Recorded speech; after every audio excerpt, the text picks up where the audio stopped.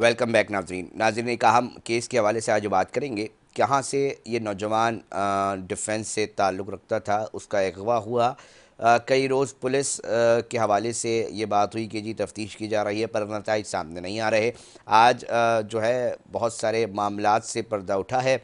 इस अगवा केस से मुताल्लिक कुछ नए मोड़ पर जो है वो पुलिस अपनी तफ्तीश के अंदर निकाल पाई है। इसी अगवा केस के दौरान जब एक छापा मारा गया साउथ के एक पोश इलाके के अंदर, तो जिस नौजवान के घर पर जिस पर इल्ज़ाम था, जिस पर शक किया जा रहा था कि जनाब इसने ही इस लड़के को जो है वो अगवा किया है, तो उसने गोलियां चलाई। उसमें कुछ अफसरान पुलिस के वो ज़ख्मी भी हुए। अब गिरफ़्तारी हो चुकी है, एतराफ़ जुर्म किया है, मगर लाश कहाँ है जिसको अगवा किया था उसकी ये नहीं पता चल सका। इसके ऊपर मुकम्मल तौर पे तफसीलात नाज़रीन आज आपके सामने रखेंगे। हमारे क्राइम रिपोर्टर हैं ताहिर अब्बासी साहब, उन्होंने हमें ज्वाइन किया है, इस स्टोरी को फॉलो कर रहे हैं और कुछ नई चीज़ें निकाल कर लाए हैं। जी ताहिर अब्बासी साहब, बताइएगा क्या अहम मालूमात आपने इकट्ठा किए इस अहम मामले के हवाले से। शुक्रिया अली रज़ा साहब। तकरीबन मुस्तफ़ा आमिर के अगवा को अब 1 महीने से ज़ायद का वक्त गुजर चुका है। गुज़श्ता रात वजीहा आमिर जो कि उसकी वालिदा है, वो इस बात का इकरार कर चुकी हैं कि 1 महीने से पहले दरक्षा, फिर गिदरी और फिर anti violent crime cell unit जो है वो उनके साथ उस तरह ताउन नहीं कर सका जिस तरह पुलिस को अमली तौर पर करना चाहिए था। अलबत्ता उनका बताना था कि सिटीजन पुलिस लाइजन कमेटी ने नॉन पीटीए फोन की आईपी ट्रेस कर कर और बेटे की जैज डिवाइस की मदद से जो लोकेशन क्रिएट की थी, उसकी मदद से जब अरमगान नामी मुलजिम के गिरद घेरा तंग हुआ था, जहां anti violent crime cell unit ने डीएसपी एसएन जुल्फिकार की निगरानी में कार्रवाई की थी, मुलजिम हमलावर हुआ था, जहां ग्रेड 17 के अफसर समेत एक कांस्टेबल जख्मी हुआ था।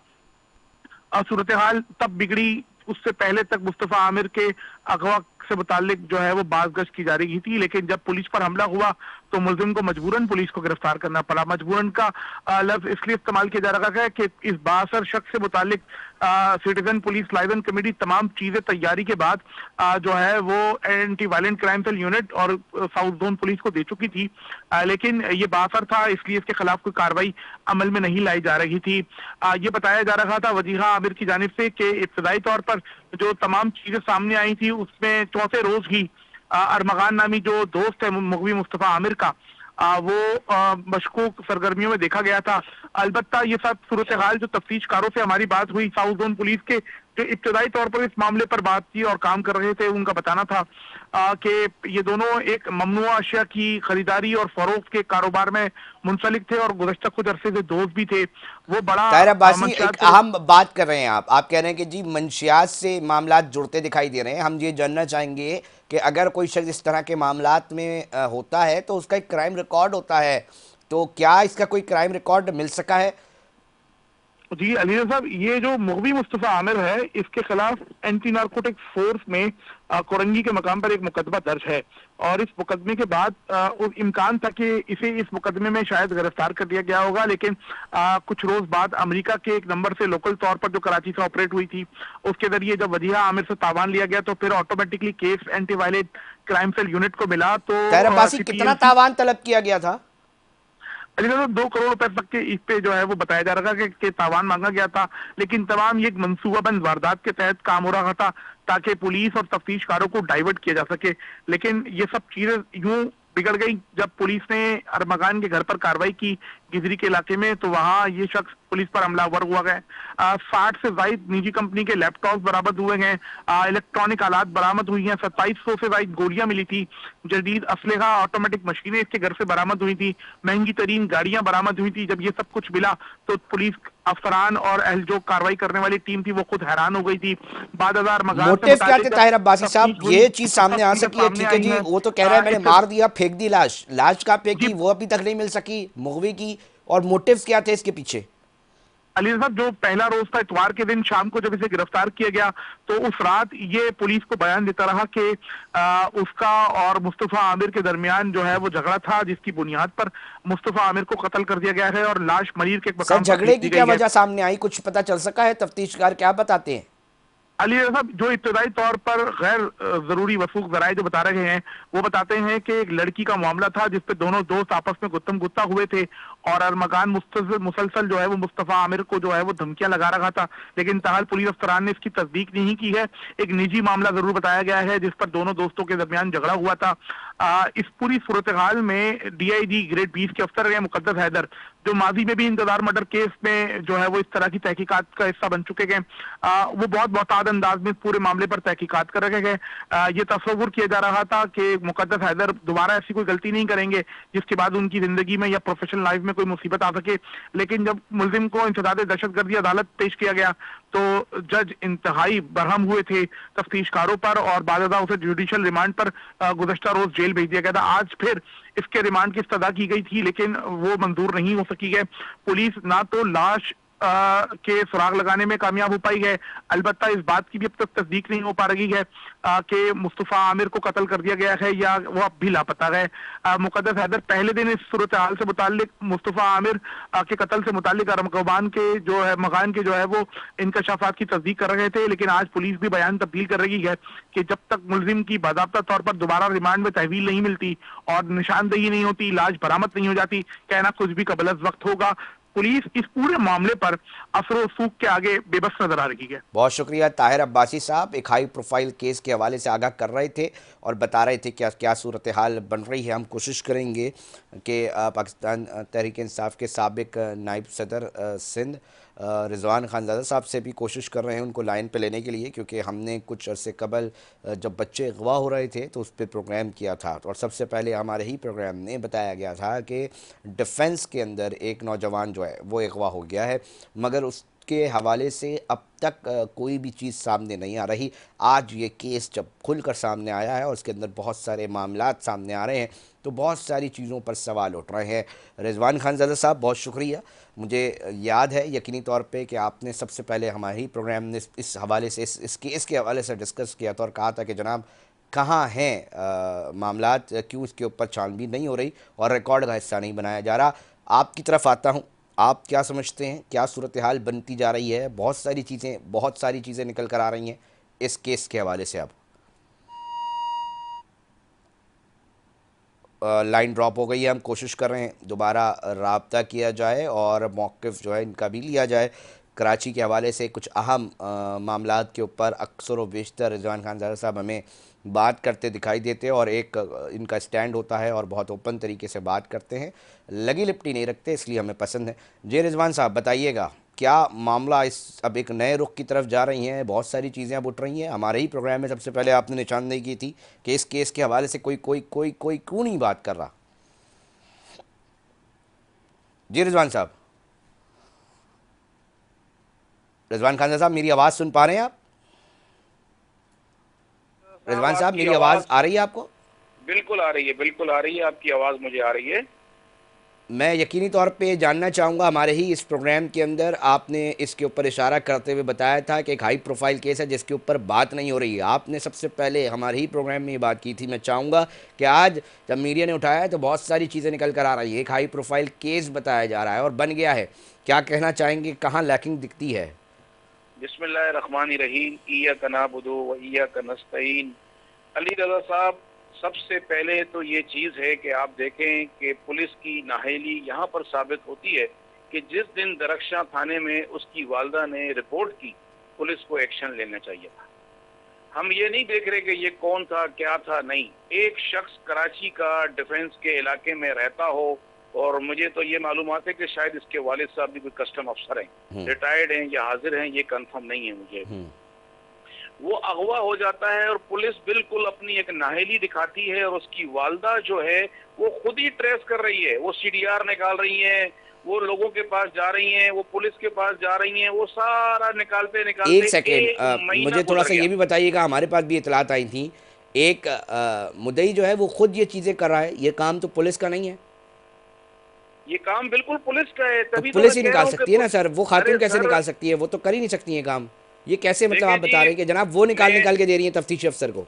वो इसलिए निकाल के दे रही हैं कि वो मजबूर हैं, उनका बेटा गायब हुआ है, पुलिस वाले का बेटा गायब नहीं हुआ, वजह ये कि आज का दौर यही है, ये रवायत बन चुकी है कराची पुलिस की, क्या पूरे सिंध पुलिस की, कि आपके घर में चोरी हो जाती है तो चोर को आप खुद तलाश करते हैं, चोर को आप खुद तलाश करते हैं और बताते हैं कि जी फला आदमी हमारा चोर है, ये हमने मगर वीडियो सर इस निकाल केस ली के है, अंदर खुद ये पुलिस भी हमने ये। निशाना बनी है। जब मुलजिम के घर रेड मारी थी तो वहां पर गोलियां चल गई, पुलिस काम नहीं कर रही, तो वो रेड तो मार रही है, काम तो कर रही है, वो वो जख्मी भी हो पुलिस रही को, है, ये तो ज्यादती आप नहीं ये होगी? आप ये देखें कि पुलिस को अंदाजा ही नहीं था, पुलिस को अंदाजा ही नहीं था कि यहाँ से गोलियां चलेंगी। पुलिस उसको डिफेंस का बर्गर बच्चा समझ रही थी और उसने हम्म। गोलियां चला दी और इतना असला मिल गया, इतना लैपटॉप मिल गई, वो मंशियात मिली, वहां से 2 शेर मिले, सुना है जिंदा शेर मिले हैं वहां से, मेरे पास तो ये भी इतलात हैं कि उसके बाद गाड़ियां मिली हैं।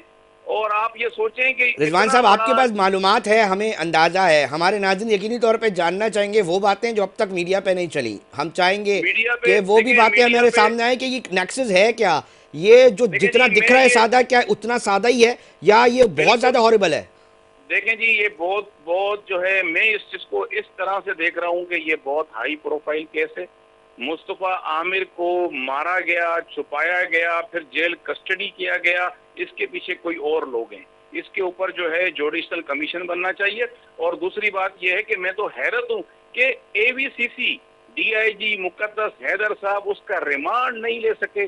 3 महीने का रिमांड मिलता है एवीसीसी वालों को, तारीख देख लें आप, सारी एवीसीसी की एफआईआर उठा के देख लें आप, 3 महीने तक का रिमांड मिलता है और वो बच्चा, वो लड़का जेल कस्टडी हो गया तो जिसने डीएसपी को गोलियां मारी, लैपटॉप निकले अगवा के मर्डर के अंदर, अगवा देखो, अगवा बरे तावान की एफआईआर बन जाती है, पैसे मांगू या ना मांगू, कॉल आ गई 2 करोड़ मांगे, अगवा बरे तावान 365A।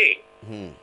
अब मजाक में मांगे आपने या डाइवर्ट करने के लिए मांगे, ये 365A अगवा बरे तावान बन गया। सर मुलजिम ने एतराफ़ कर लिया ना, मैंने मांगे थे ठीक है, और उसके बाद मैंने मार दिया, अब वो एतराफ़ जुर्म कर चुका है, तो उसके अंदर सर इसमें एतराफ़ पुलिस जुर्म का ऐसा क्या, नहीं होता, एतराफ़ थोड़ा सा हम ये एतराफ़ चाहेंगे जुर्म, ना, हमारे नाज़रीन भी जानना चाहेंगे। देखिए जी अली रजा साहब, अगर उसने एतराफ़ जुर्म कर लिया था, पुलिस को उसका 164 मजिस्ट्रेट के सामने कराना चाहिए था, वो नहीं हुआ आप कह रहे हैं? वो नहीं हुआ। पहले दिन फर्स्ट डेट पे जेल कस्टडी हो गया, ये पुलिस की नाइली है। पुलिस को उसी वक्त लेके जाना चाहिए था सेशन जज साउथ के पास कि सर आपके मजिस्ट्रेट जेल कस्टडी कर रहे हैं और हमें ये चीजें दरियाफ्त करनी है, हमें लाश लेनी है, मजिस्ट्रेट गलत काम कर रहा है। तो सर इसके अंदर आप क्या समझते हैं रिजवान खान साहब कि क्या पुलिस कहीं ना कहीं वो जो जिस तरह उनकी वालदा कह रही है जी मुझे केस कॉम्प्रोमाइज लग रहा है?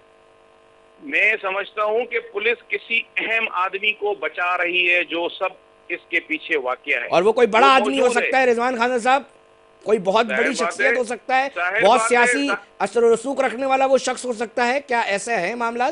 सर गैब, देखिए गैब का इल्म तो अल्लाह ताला को पता सर है, आपके पास भी लेकिन मालूमात का जखीरा है ना, मैं इसलिए चाह मेरे रहा हूँ कि पास आपसे कुछ ले मेरे लूँ पास हमारे नाजरीन के लिए। मैं इस वक्त किसी का नाम लेना नहीं चाहता हूं, मेरे पास जराए मौजूद हैं कि इसके पीछे हाई प्रोफाइल केस है, इसके पीछे बड़े लोग शामिल हैं और ये सब इन पे डाल के और खत्म करना चाहते हैं। जेल कस्टडी का मतलब खत्म, फिनिश, ना लाश मिली और ना लोग मिले और एक केस खत्म हो गया। 2 महीने के बाद ये अरगमान साउथ, ये जो है डिफेंस की सड़कों पे 15-20 लोगों को गनमैन के साथ लेके घूमता हुआ नजर आएगा। हॉरिबल ये होता रहा सिचुएशन है यकीनी तौर पे। इस पर जो जो इस चीज़ केस से मुंसलिक है, जो जो रिपोर्ट्स कर रहे हैं, वो भी हॉरिबल चीज़ें निकाल निकाल के लेकर आ रहे देखिए हैं। जी मैं इस रजा बात से तो साहब, कायल हूँ आईजी, रिजवान साहब, क्या इसके पीछे कोई ना कोई हाई प्रोफाइल केस है।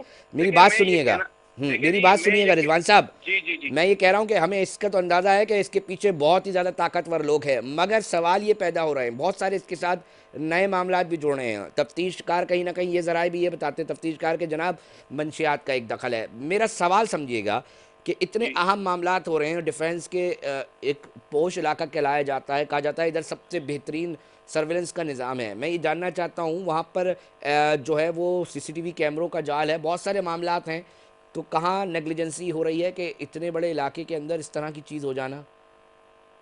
Police SHO Darakhshan, DSP Darakhshan, आप डीएसपी दरख्शां की ट्रांसफर पोस्टिंग देख लें, गिजरी क्लिफ्टन दरख्शां 10 से 12 साल की पोस्टिंग है। पुलिस को सब पता होता है कौन चरस बेच रहा है, कौन जुआ चला रहा है, कौन सट्टा चला रहा है, कौन डाकू है, कौन चोर है, कौन जो है मसाज पार्लर चला रहा है। इस वक्त दरख्शां थाना मंशियात का गढ़ बन गया है। स्कूलों में, कॉलेजों में, यूनिवर्सिटियों में यहाँ से मंशियात जो है वो फराहम हो रही है। मैंने कहा जो दोगे वो लौट के आएगा। हुकूमत के सरबराह होश के नाखून लें, ये आपके रिजवान घर साहब, तक आखिरी आएंगे। मिनट रह गया है। इस केस का नतीजा आप ये अखज़ कर रहे हैं कि जिस तरह तफ्तीश हो रही है उस पर सवाल उठ रहे हैं, और आप कह रहे हैं कि कुछ दिनों के बाद जो मुलजिम है वो बाइज्जत तरीके से बाहर नजर आएंगे। बिल्कुल ऐसे ही होगा, आईजी साहब एक्शन लेंगे, तफ्तीश ट्रांसफर कराई जाए। एवीसीसी का अमला इसमें शामिल है। तफ्तीश इसलिए नाहल हो रही है, इसलिए रिमांड नहीं हो रहा, इसलिए लाश बरामद नहीं हो रही है। मैं समझता हूं कि पुलिस की नाअहली है। तफ्तीश को यहां से ट्रांसफर कराया जाए, इस पे जुडिशल कमीशन बनाया जाए। आपको इफ्तिखार चौधरी याद होगा, chief justice supreme court, Shahrukh Jatoi case, जी। एक्शन लिया गया था, तो लाश भी मिली, लोग भी मिले, मुजरिम भी आए और सजा भी हुई। जब तक ये सब कुछ सामने नहीं आएगा, लोग इसको बचाने की कोशिश कर रहे हैं। ठीक। जिस तरह तफ्तीश हो रही है, जिस तरह पुलिस चल रही है, वो 100% साबित है कि कोई बड़ी शख्सियत इसके पीछे है। ठीक। और मुस्तफा आमिर चाहे कोई भी हो, कराची का शहरी था, पाकिस्तान का शहरी था, एक माँ का बेटा था, इसके साथ इंसाफ मिलना चाहिए। बहुत शुक्रिया रिजवान खान ज़ादा साहब, साबिक नायब सदर सिंध, पीटीआई से ताल्लुक़ रखते थे। हॉरेबल बात बता रहे हैं, और मैं आपको अपने नाज़रीन को बताता चलूँ, सबसे पहले इस प्रोग्राम के अंदर जब बच्चे अगवा हो रहे थे, हमने स्टोरी की थी, उसके अंदर ये बातें हमने शेयर की थी। आज एक हाई प्रोफाइल केस जो है ये बन चुका है। नाज़रीन, बताने का मकसद ये है कि कुछ सवाल उठ रहे हैं, उन सवालों के जवाब यकीनी तौर पर ना सिर्फ पुलिस के आला अफसरान बल्कि सरकार में बैठे लोगों को भी देने पड़ेंगे लोगों को, क्योंकि एक बड़ा केस बन गया है। और सवाल जब उठाए जा रहे हैं कि जनाब कौन है जिसको बचाया जा रहा है, तो ये जवाब बड़ा अहम था। आज के प्रोग्राम में ये चीज़ निकल कर आई है सामने। नाज़रीन, प्रोग्राम का वक्त इख्तिताम की तरफ पहुंच चुका है। अपने मेज़बान अली रज़ा को दीजिए इजाज़त। हम फिर हाजिर होंगे। जब तक अपना बहुत ख्याल रखिएगा। अल्लाह निगहबान।